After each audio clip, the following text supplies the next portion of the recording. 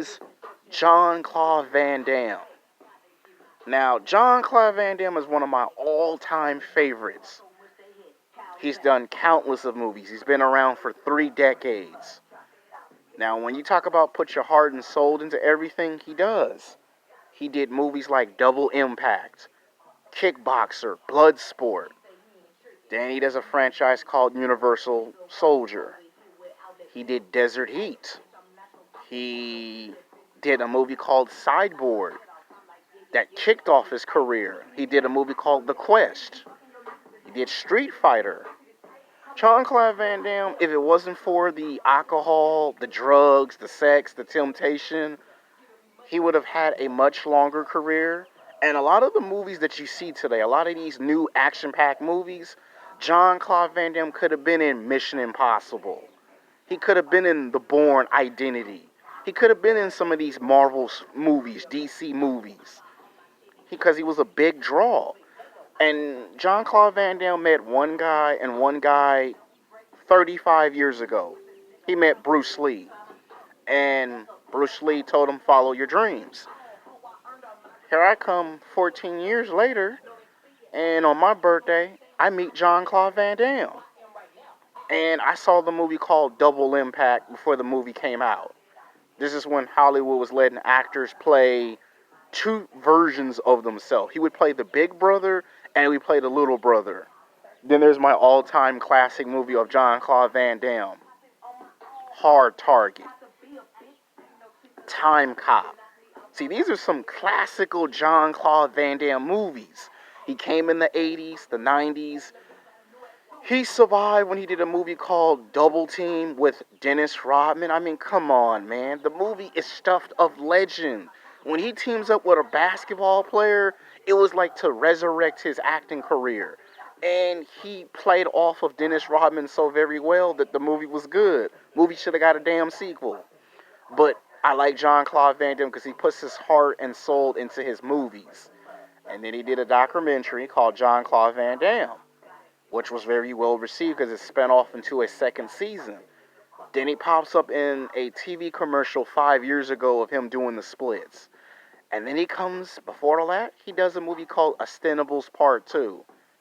And gave me one of the best and the greatest cinematic movie action star movies of all times. We get Sylvester Stallone versus Jean-Claude Van Damme. And what do we get?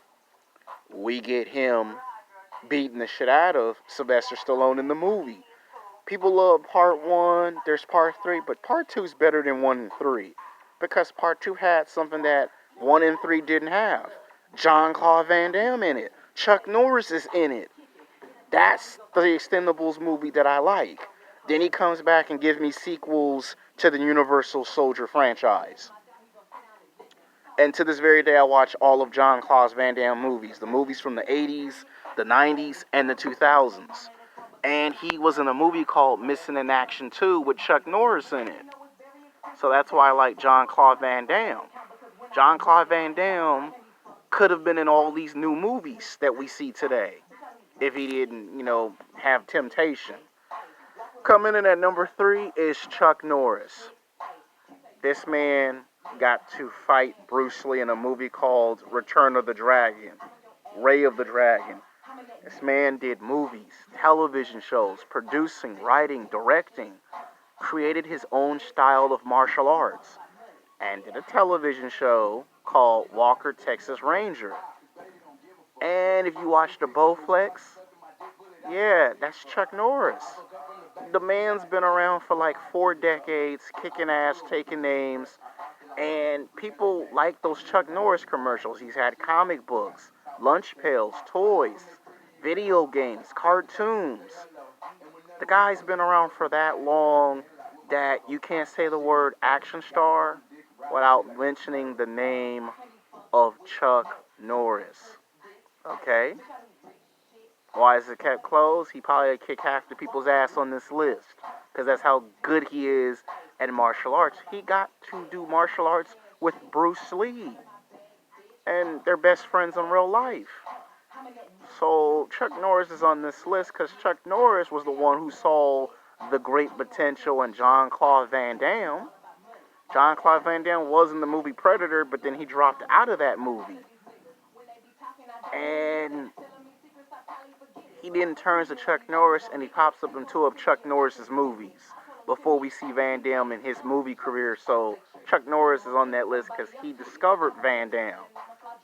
You could say Arnold Schwarzenegger, but it was Chuck Norris who really got him out there.